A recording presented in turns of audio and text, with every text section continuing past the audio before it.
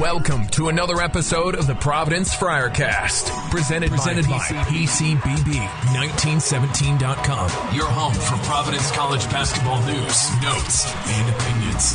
Now here's the founder of PCBB1917.com and your host, Mike Hopkins.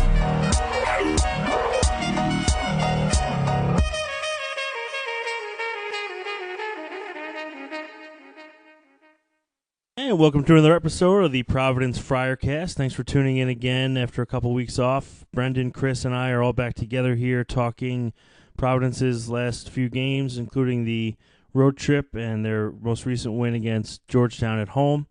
We also discussed Alpha Diallo and Isaiah Jackson, how well they've been playing lately. Looked a little bit at the DePaul game this weekend, which is Alumni and Family Weekend. Already a sellout, so make sure you're getting your tickets for that one. The game will be on Fox Sports Network at 4 p.m. Saturday. And I want to give a special shout-out to some of my patrons. That's JLD, John Lee Dumas, Mike Evans, Michael and Kathy Hopkins, also known as my parents, Adam Nagel, Bob Allison, Ron Torbick, Brendan Ryan, Dan Marcus, Joe DeAngelis, Dennis Corbett, Mike Sayburn, Ray Penza, Dennis Burns, Alex Simeone, Chris Thurlow, G., Terry Meyer, and Alan Russ. Special shout-out to those guys there. Really helpful. With the Patreon page, patreon.com/PCBB1917. For as little as $3 a month, you can get access to our Slack community. $5 a month gets you access to the special recruiting Slack channel. $10, you get a shout-out on the podcast and a few other things. So head over to patreon.com/PCBB1917. And let's go.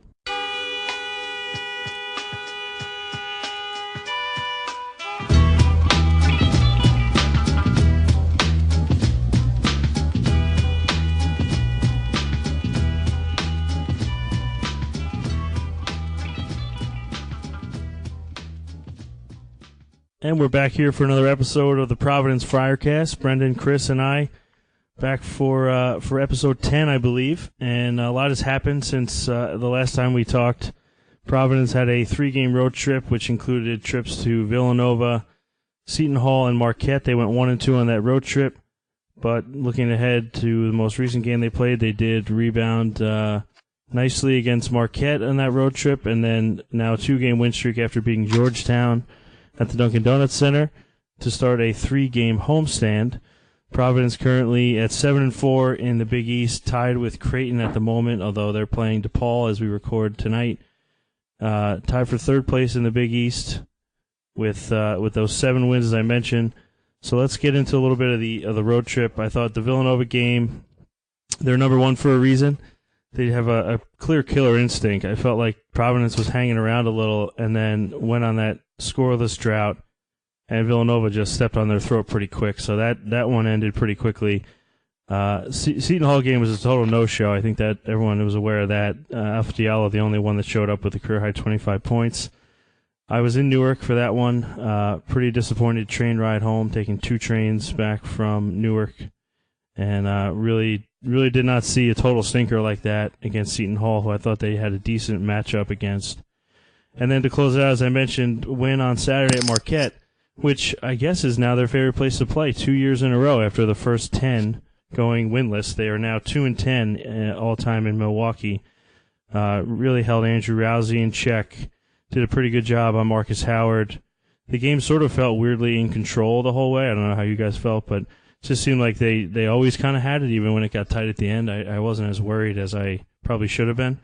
But Brendan, let's start with you. Give me your overall thoughts on the road trip and where you see Providence heading towards their weekend game against DePaul.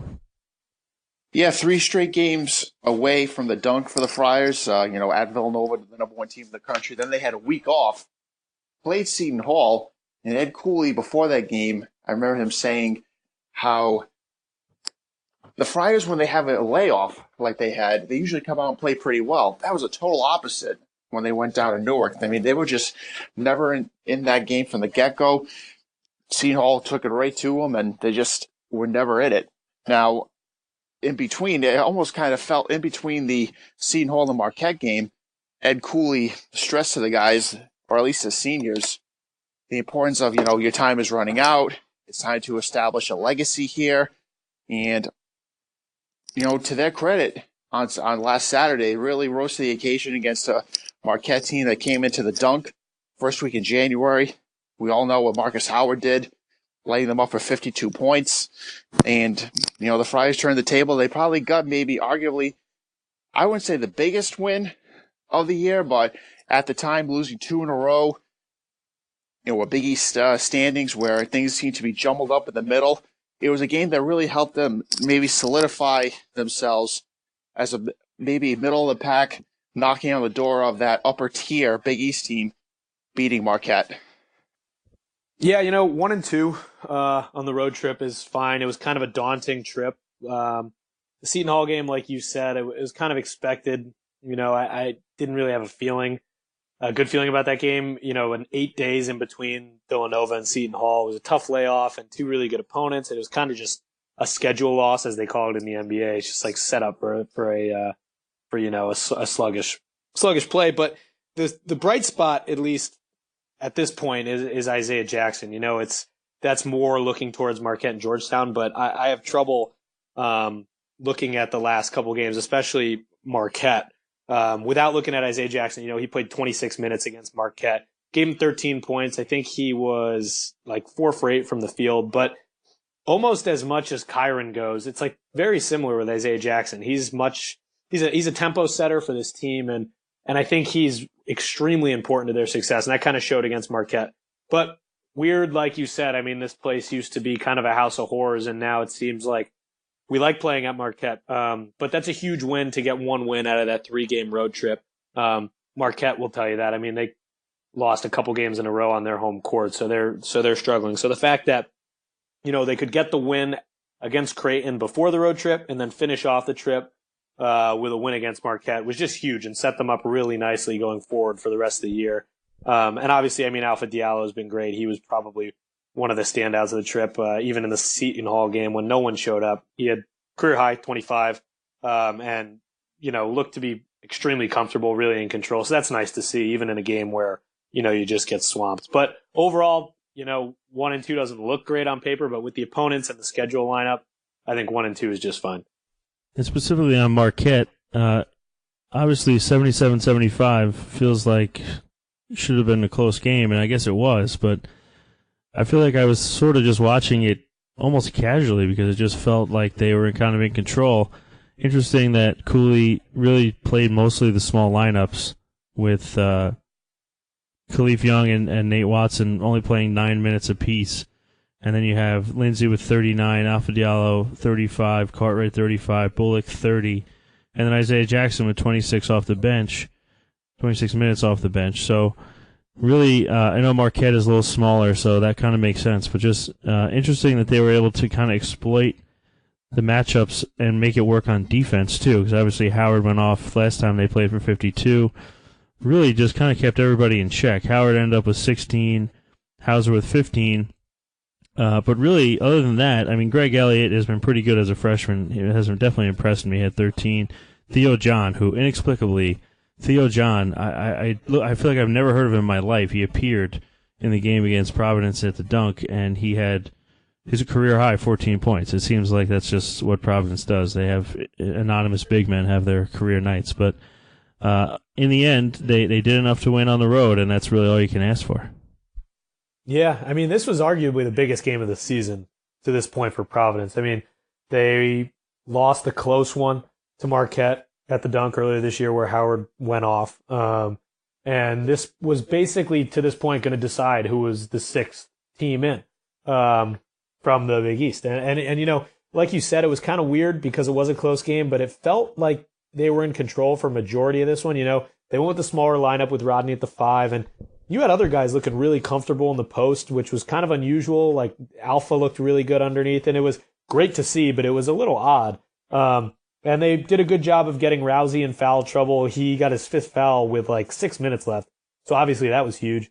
And with that small lineup, they went on a 9-0 run, whatever it was, in the second half, which kind of, put them ahead for good. And even on the last possession, when they grabbed the steal, it was always pretty comfortable, and it was just like a really solid team effort, which is not something we've seen all the time from this year. You had 5 guys in double figures. You had Isaiah Jackson giving you 26 really quality minutes. Jalen Lindsey playing 39 minutes and 11 points. He was great. And Alpha continued to do, what he's been doing. He's been a great contributor for this team. He's 6 for 11 from the field, 16 points to lead the way. But again, this was just such a huge game, and it was important for, a lot of these senior leaders to kind of step up and lead the way in a huge game like this. And this team, you could tell, is slowly learning how to deal with some of these close games and learning how to handle these late game situations. So overall, it was just a phenomenal big team win that they really, really needed. Otherwise, they could have been in trouble. You would have been staring at a 5-5. A 6-5 conference record, and just going into the last stretch, that would not have been ideal. So it was a huge team win. Yeah, it just seemed when Jalen Lindsey hit 2 early threes for the Friars, that kind of brought them to within striking distance at the time of Marquette, that things were going to be relatively okay for the Friars. Even though things got hairy at the end there, I believe Malik White, he went 1 out of 2 at the foul line, and then Kyron Cartwright and Jalen Lindsey came up with the defensive save there. But Marquette, as much as we've talked about them being an offensive quote-unquote juggernaut, they ended up going over 8 from the 3-point line in the second half. They shot 49% from the game isn't terrible, but they went from 59% in the first half down to 37.5% in the second half. So, credit the Friars defense. They really clamped down. And we've seen that more of a trend lately. I remember we discussed earlier this year how PC was struggling against some of the team's leading scorers, and Marcus Howard ended up 4 for 15 with 16 points. Certainly a far cry from the 52 who he threw down at the Dunkin' Donuts Center in early January. And going from one where we kind of felt it was sort of in hand a lot of the way and weren't too stressed. And then we had the Georgetown game, which I sort of talked about it in the Slack chat leading up to it. I felt like it was going to be one of those games where they sort of let Georgetown get out to a little bit of a lead and just were working really hard to get back a lot of the time. And that's sort of how it played out. And if not for some poor late game execution and some interesting foul calls, Providence making free throws when it counted, because shortly before that they were missing a lot of free throws that seemingly were going to cause them to lose the game. But luckily to escape, they went on that 9-0 run the last minute 17. Diallo, huge, obviously had the big rebound and free throws that tied the game. Cartwright with the game-winning free throws, and then Lindsey iced it in the final .6, I think. Fifth career double-double for Diallo. Really, one interesting thing on the late game execution. I know Brendan put up an Instagram video of Georgetown's final play, and really pretty bad. And I just one interesting angle that I think I don't know if maybe people had talked about and I missed it, but one of the things that maybe Ewing struggles with right now in his transition from being on the NBA bench for 15 years as an assistant is that there is no rule in college basketball where you can advance the ball to the front court, and maybe he's used to drawing up sideline out-of-bounds plays and not having to throw it in from 94 feet away. So just that's one interesting angle on the late game, but what are your thoughts on the Georgetown game from start to finish? Well, my thoughts were, too, I thought Ed Cooley was helping out Georgetown a little bit when he called timeout after Kyron Carver made both free throws, because Georgetown still had a timeout, and watching Patrick Ewing, he was still subbing at that point, and it seemed he was comfortable with the guys that he had on the floor to see if they could perhaps win the game, tie the game, or whatever. But, and then Georgetown called another timeout, PC called another timeout, and after all that, to get a play like that where, like you said, you can't advance the ball in college, it was just such a head-scratcher of a decision to try to throw a pass to midcourt, thinking, okay, is this really going to end up in a Georgetown's hand? It was a low percentage play, and thankfully for the Friars, they proved to be in the right spot at the right time with Jalen Lindsey coming up with it. Yeah, well, first off, I 100% agree on the Ewing front. I think, guys who are still getting accustomed to the college game, they need a quality X's and O's coach, and some programs are seeing where that can become an issue. Like a team like UConn, Kevin Ollie doesn't really have an X's and O's guys right now, and that's becoming an issue. I think Ewing's dealing with that a little bit at the moment, so I would definitely agree with that. But yeah, this game kind of had the writings of one that was going to be closer than it really should have been, with a guy like Jesse Govan coming in, and he obviously just had his way with Providence early and throughout the game. He finished with 27. Yeah, it was, I think, 11 for 18 from the field, so he's pretty efficient as well. But bottom line is Providence with some some inopportune free throws. They had a couple issues before Kyron and Jalen hit those at the end, but they hit the timely free throws when they needed to. They made timely plays, and again, they were just found a way to win. And that's kind of what you have to do in a lot of these Big East rock fights, where it was a physical, like old school game, and they just needed to find some way to win, and they got the 9-0 run at the end. Kyron and Jalen hit the free throws when they needed to, even though the team was struggling beforehand, and they got it done, and really that's all that matters. But, Isaiah, I think, was really the MVP alongside Alpha. And he gave you 29 really quality minutes, 16 points. He obviously hit the key three in the corner with a minute left to get Providence within striking distance. And then you had Alpha going for 11 and 12 in 35 minutes, which was great. So I think it's all about, making the timely plays and, just taking these teams as they come at you. And Providence toughened up on their defense in the second half, which was an issue in the first half. They were still trying to figure it out, and they fell back into a zone, and then Georgetown went on a 6-0 run, and they were feeling out the game. And when it came down to it, they did what they needed to do. They toughened up in a physical battle, and they made the timely plays. And I was pretty impressed as a whole down the stretch. I did not think they were going to pull that one out. Yeah, I mean, they were down 10 in the first half against the Hoyas, got it within 2 at the half, and back and forth game a little bit in the second half, and also in Georgetown, they find themselves up 5 with under 2 minutes to go. Friars had gone, I think, 2 straight trips at the foul line, going 1 for 2. Kyron Carver and Isaiah Jackson. Khalif Young had missed the front end of a 1-and-1. And you kind of think to yourself, maybe this isn't going to be PC's night. Georgetown, which coming in had thrown a significant scare at Xavier. They seem to be in control, but the Friars, to their credit, they made a series of winning plays at the end.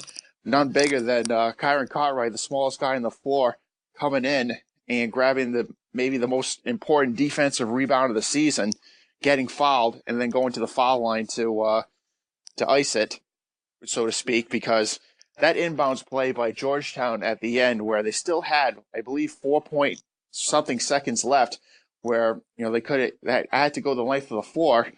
They could have easily inbounded it, taking a couple dribbles and see what happens. Instead, they threw a Hail Mary pass and was picked off at midcourt, and that was it. Yeah, it didn't look good for a while when they were just clanking free throws and missing front ends of 1-on-1s and layups and everything else. But one interesting angle, too, the last few minutes of the game, when Jalen Lindsey, with his face into Govan's elbow, got called for that foul, split his lip open. He ultimately had to get 5 stitches after the game.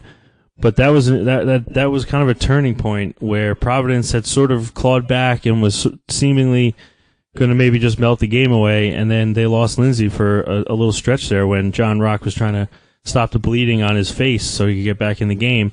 And I think it even went over a media timeout, and he still wasn't ready to go. So that was sort of when Georgetown kind of, because as much as Lindsey, he was the leading scorer at 17 points. I think he's more, in a situation like that in the last 4 minutes of a game, he's more valuable on the defensive end. And so they had to change things up a little bit. He'd been dealing with Govan, he'd been helping out on rebounds, and not having him in there, I think, was a key point in the game, and they were lucky that he was able to come back, that John Rock, the immortal John Rock, was able to get in there with a little bandage and tape him up so that he could get back in the game. And then the other thing, and you mentioned Diallo, he had 11 points, 12 rebounds. Some of those rebounds were just, he's not the biggest kid. He's only about 6'6", 6'7". And when you think about, Govan is a monster. Derrickson fouled out a little earlier in the game, but they have some big kids in Georgetown, and Diallo just no problem putting his nose right in there. And he's arguably been the most consistent player that Providence has had over the last 5 or so games. I think that's, especially when you consider that almost no one else showed up against Seton Hall the other night, and especially not the seniors. So I don't know if you have any thoughts there. Yeah, I mean, I was talking to you guys before we started recording here. It's not the role I expected at all out of Alpha Diallo. I expected him to be a contributor, of course, but this is a kid who in the last 5 games he's had 3 double-doubles. He went for 21 and 10 against Creighton. He went for 25 and 10 against Seton Hall, and 11 and 12 last night. So he's getting, especially when they go into these small lineups with Rodney at the 5. Rodney is fine at the 5, but he's not as active on the glass, I would say, as Alpha is. Alpha loves to crash, and he's extremely effective at it. He's active on the defensive end as well. So he's played, when he came in, I thought he was going to be more of a finesse scorer. And he's played more of a hard-nosed and tough style, which is extremely beneficial against a team like Georgetown, who's big and they've got some bruisers down there, and you're going to need a guy like him getting in there. And then you got guys like Kyron Cartwright, too, jumping up and grabbing that big rebound at the end of the game to draw the foul. Like that's what you need, especially when you're running small. And it's impressive that some of these smaller guys and some of these wing players are doing so. But I 100% agree. Alpha's been definitely the most consistent down the stretch.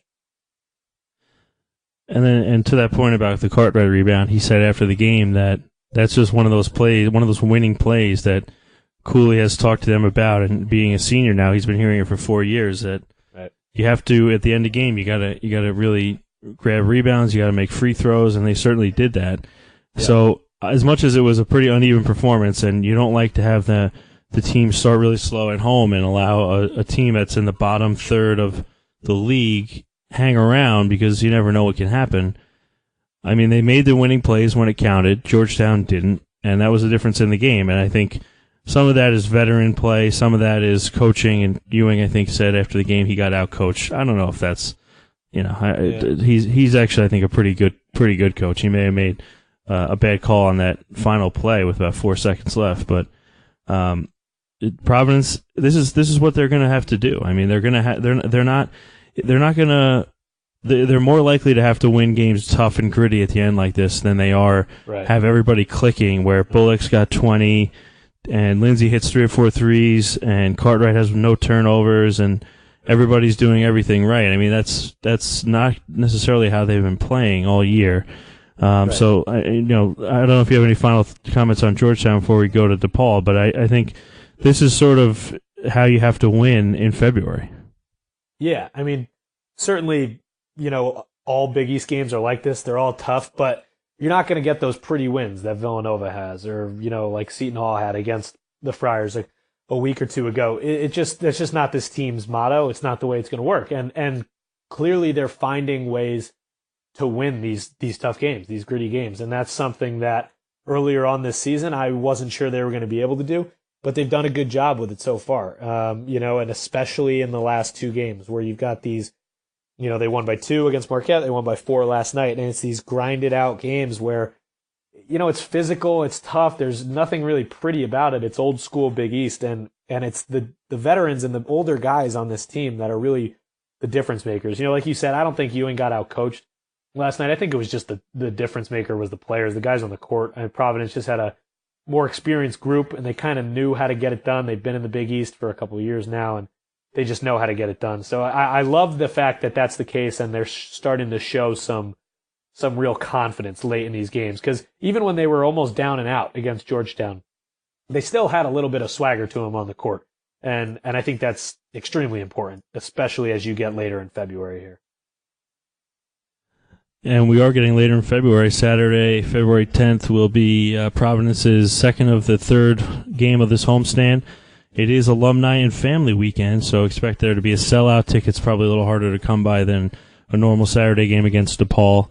But should be interesting. Obviously, this is the return game of the mic'd up vampire game from earlier in January when Ed Cooley and Dave Lato were mic'd up the entire time for the broadcasts on that Friday night.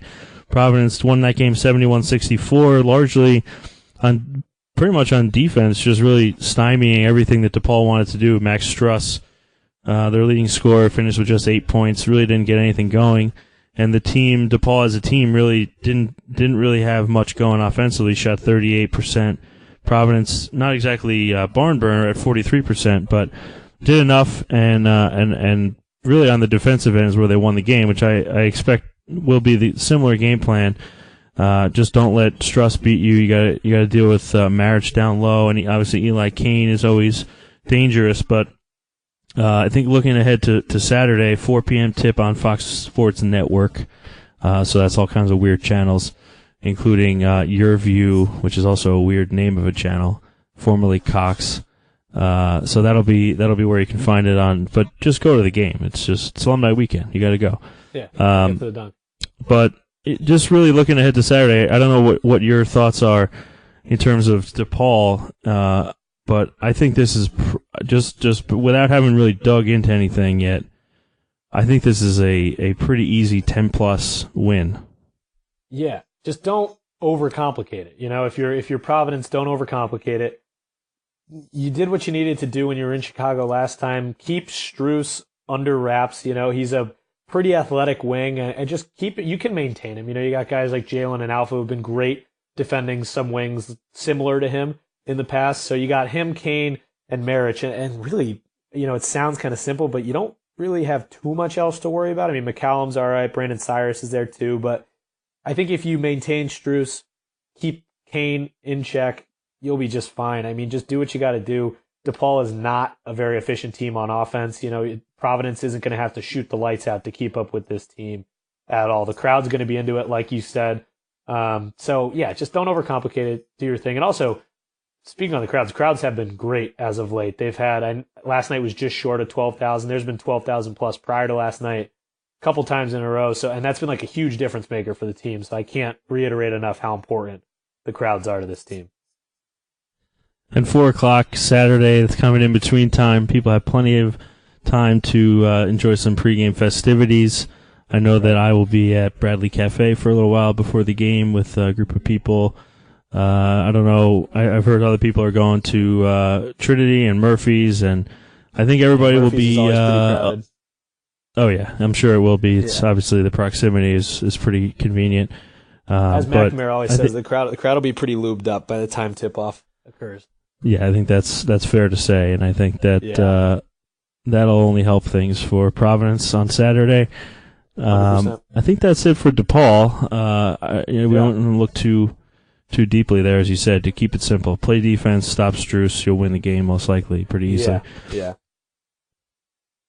So this week, I think we'll take a look. We've kind of been doing this sort of every time we do a podcast. We talk about one or two guys specifically.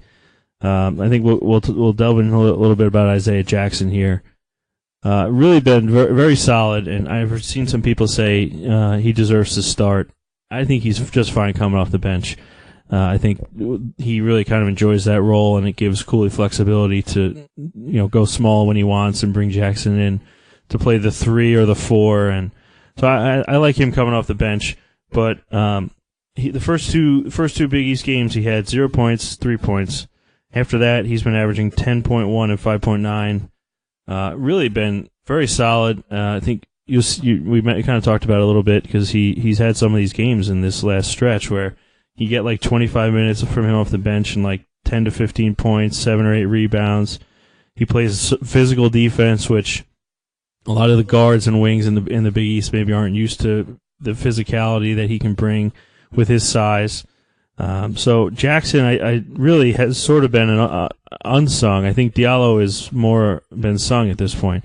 I think Jackson, the unsung hero of this, this most recent stretch where they've been playing pretty well aside from the stinker at Seton Hall. Yeah, I would definitely agree in saying that Diallo gets plenty more attention. He's kind of, he's a starter and he scores more points and he's just, more likely for people to pay attention to him. But Jackson is by far the unsung hero. I mean, last 2 games, he's played 26 and 29 minutes respectively with 13 and 16. And I mean, he's an awesome boost off the bench, especially in a game like last night where it's really, really physical and he can come in and kind of bang around with some of the bigger guys on their team. And like you said, he plays that physical defense, whether he's on the perimeter or inside, which throws some guys off because a lot of Big East players don't really play that. And he's kind of got the old school defense going on. And he's so vitally important to this team coming off the bench. Like I said before, kind of comparable to Cartwright where they when he plays well, the team plays well. In games where he's played over 20 minutes, they've only lost twice this year. They lost to Houston, and then they lost where, they were pretty banged up, and then they lost the OT game against Marquette at the Dunk. Other than that, every time he's played over 20 minutes, they've won. And so that's got to be, at least a little bit telling that he can kind of set the tempo, and he's just a nice little burst, especially last night when a guy like Rodney doesn't really have it, and he's not really there. He's just kind of floating around. You can have a guy like Isaiah coming off the bench, give you 29 minutes. He goes 4 for 10 from the field. He's 7 for 8 from the free throw line when the team was struggling, and, give you 16 points and I think 6 rebounds. So it's huge to have him as an option coming off the bench. I mean, Isaiah Jackson, he's, and Alpha Diallo, they've both been such versatile contributors to the Friars, especially during the Big East play, where Ed Cooley will, move them around like pieces on a chessboard. He'll have them maybe play the 5. He'll have them go out and guard the perimeter because they have such length to cover. But, to me, going back to the Georgetown game, Isaiah Jackson arguably hit the biggest shot of the game, a 3-pointer, with under 2 minutes to go, that helped bring the Friars to within 2 and give themselves a chance to get to the line and seal the deal. But Isaiah Jackson, I mean, we've talked about Bullock and Diallo and Cartwright and Lindsay, the guys that have kind of been through it, but very quietly, Isaiah Jackson has put together a very solid Big East season when given the opportunity. And he's really turned into like a sneaky good jump shooter. I mean, obviously, yes. Some of them were a little more open than others, but I mean, he's been more aggressive and going it's a at confidence thing too. Yeah, he's exuding confidence right now. So, right. I mean, it's really been impressive to see. And I think just to highlight what you were just saying about the 2 games they lost. I mean, you mentioned Houston; they obviously were banged up. They shouldn't even play Diallo and Cartwright. So he played 20 minutes because he had to. And then the other game where they lost to Marquette, Bullock was out, so he had to play more than he normally would. But if everyone's healthy and everyone's playing their normal kind of role, and he's getting 20 minutes, they just win. And he does a lot of the winning plays. They may not be a flashy dunk or a big 3, although last night that was certainly the case. He had some critical made shots, especially that 3 in the corner in front of the bench. So I think Jackson, hard to overstate how important he's been during Big East play. I mean, I think we've really hit all the notes there. Yeah, for sure. And he's got that kind of swagger of a cocky bench player who comes out and knows his role, similar to what Malik White had before he got hurt earlier in the season. And I think that's so key, just to be confident coming off the bench, and he's ready when called upon. And it's so advantageous for Cooley to have. It's really great. Yeah, it's almost like he's Junior LaBamba, but he's making jump shots too. I mean, thank God. And Cooley loves these kind of guys who are just so versatile and are willing to mix it up. And I think, aside from any other offensive ability that he might present, I think the fact that he can come in as a change of pace on defense from he's potentially guarding a point guard or a shooting guard. You're talking about he's just so much more physical than most people, and I don't know that would necessarily translate in like the NCAA tournament where the whistle's a little tighter, but in the Big East he fits right in. The defensive end just as much as the offensive end, he grabs a key rebound. He's not afraid to get his nose in there and mix it up a little bit. Really been very fun to watch him kind of emerge a little bit over the last several weeks. Alpha Diallo has been kind of emerging slowly since the second half of his freshman season last year. But interestingly that, we mentioned he's a starter. He's getting some more pub, but, I think he's arguably been the most consistent player, on the Providence team in the last month plus. And, aside from the Seton Hall game where he was the only one to show up, even in other games where other, guys have been stepping up and making shots and playing well, Diallo still manages to make a key play here or there. He does have these weird little stretches where he doesn't play well, and Cooley has to kind of yell at him a little and get him refocused. But then after that, he comes in. And the other thing, too, on that, before we get too deep, I just think there's a clear correlation between how much better he's been playing and how much more frequently he's been playing within 10 feet of the basket. And that's not to say that he can't make jump shots. It's certainly a weakness in his game, but he can make open shots. But he's so versatile at 6'7" that he can go inside, post up a smaller guard, or even a wing, because the wings aren't used to playing inside, and he has a pretty nice little inside game. And when he's playing and getting inside and driving and kicking and getting fouled, and that's where he's at his bread and butter, and he's been just more focused on doing that. I think in the beginning of the year, or when he's been having bad games, it's more because he's settling for jumpers too frequently. Yeah, and I think it's just a classic case of a younger college player kind of realizing how, advantageous his length is, because he's 6'7", and he can bang around down low. Like it showed, granted it was a smaller team, but against Marquette he was effective in the post. And like you said, it's just when he can get to the hoop so easily, which I think he kind of started to realize, 3/4 of the way through last season. Why am I not getting to the hoop every time? And it's made him such, it's upped his efficiency so much. He's scored in double figures every game since the first game of the Big East. And that was December 28th, I believe, at St. John's. So he's been in double figures the whole way. He's able to get physical and play a hard-nosed game while also, kind of finessing his way to the hoop, which we talked about before. So his versatility is huge. And besides those little lapses, like you said, until Cooley has to, wake him up, snap him into it, he's just by far been the most consistent player for this team. And I'm really impressed considering he's only a sophomore, but he's kind of figuring out his length because he's still young and he's really, really progressing pretty quickly. I was actually talking to a member of the Celtics front office the other night, last night against Georgetown, and he was kind of raving about Alpha's progress over the last year or so, just talking about his length and his ability to get to the hoop in a couple dribbles and draw a foul. And that's something a lot of sophomores at his point in his career can't really do. So he's making some pretty good progress, and it's clear people are starting to notice. I mean, people will say that Alpha Diallo is a prime candidate maybe to win Big East Most Improved Player of the Year. I think at this point they might as well just name it the Providence College Most Improved Player Award, because it seems every year a Friar is tagged with that award. But as much as we saw the potential last year from Diallo, he's really taken it up to another level this year. He was the only one who showed up offensively against Seton Hall with a career-high 25 points. And now he's becoming even more of a force on the glass. 3 out of the last 5 games, I believe, he has 10 rebounds and has double-doubles. He is maybe quietly stating his case as the best player on this Friar team. Not necessarily the most important, because I still think that distinction belongs to Kyron Cartwright. But, if you look at the standings or the stats right now, it isn't Rodney Bullock who isn't leading this team in Big East scoring. It's Alpha Diallo. He's coming into the Georgetown game. He was averaging 15.3 points per game, with Rodney Bullock averaging 13.7. So I think the sky's the limit for Diallo, and he's making a case as to being the most valuable player on this year's Friars team. Yeah, I mean, just looking at his straight line in terms of season averages from last year to this year, he's playing similar minutes per game. Obviously starting a lot more frequently this season, but he went from 21 minutes to basically 29 minutes. And he went from taking about 4 shots a game to 10 shots a game. Last year he shot 41% from the field. He's shooting almost 50%.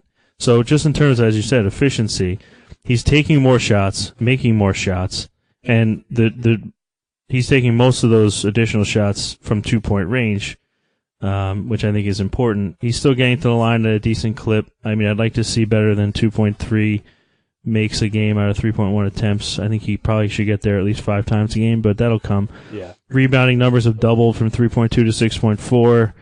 I mean, really across the board, he's and obviously the points per game, 5.7 to 12.7.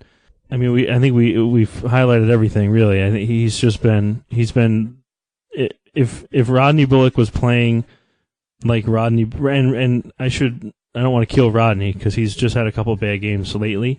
Before this, he was playing very consistent and nothing flashy, nothing crazy. But let's say he was playing a little flashy and crazy and averaging like 17 or 18 a game.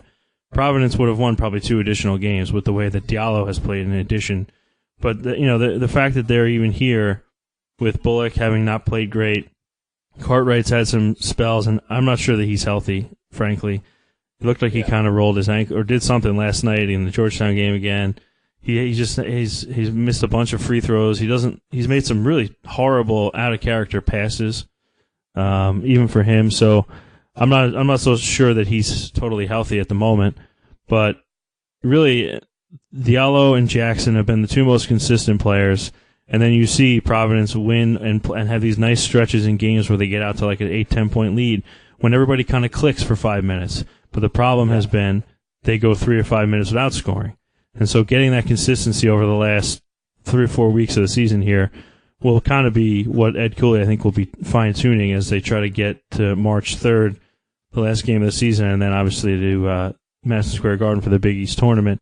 Yeah, I mean, I think the consistency factor as a team is pretty spot on. You ask any Providence fan right now, they're going to point out the 3-minute scoreless spans, the 4-minute scoreless spans that seem to happen every game.